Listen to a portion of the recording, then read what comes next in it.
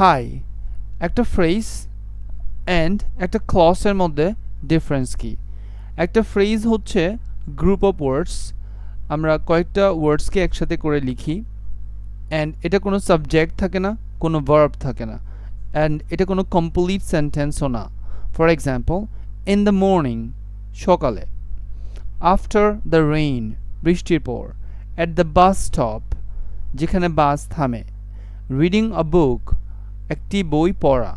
তাহলে এইগুলোকে বলা হচ্ছে ফ্রেজেস, কারণ এদের কোনো সাবজেক্ট নাই, কোনো ভার্ব নাই, অ্যান্ড এরা কোনো কমপ্লিট সেন্টেন্সেসও না। On the other hand, what is a clause?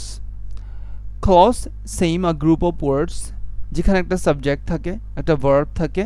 এটা কখনো একটা কমপ্লিট সেন্টেন্স হয় আর কখনো ইনকমপ্লিট সেন্টেন্সও হতে পারে। For example, if you meet me I will explain you everything. এখানে ইফ ইউ মিট মি এটা একটা ডিপেন্ডেন্ট ক্লজ, কারণ হচ্ছে আপনি যদি এতটুকু বলেন ইফ ইউ মিট মি, যদি তুমি আমার সাথে দেখা করো, এরপর কিছু না বলেন, তাহলে এটা সম্পূর্ণ অর্থ প্রকাশ করে না। এই জন্য এটাকে বলা হয় ডিপেন্ডেন্ট ক্লজ।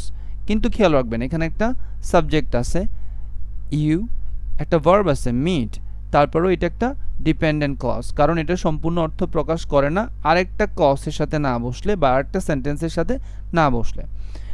এরপরের সেন্টেন্সটা খেয়াল করেন, I will explain you everything. এই ক্লজটা একটা ফ্রি ক্লজ, ইন্ডিপেন্ডেন্ট ক্লজ, কারণ হচ্ছে এখানে একটা সাবজেক্ট আছে, একটা ভার্ব আছে এবং এটা সম্পূর্ণ অর্থ প্রকাশ করে অন্য কারো হেল্প ছাড়া। আপনি যদি শুধু বলেন I will explain you everything, তাহলে এটা একটা মিনিংফুল সেন্স আছে, সেজন্য এটাকে বলা হয় independent clause. So there are two types of clauses. One is dependent clause, another one is independent clause.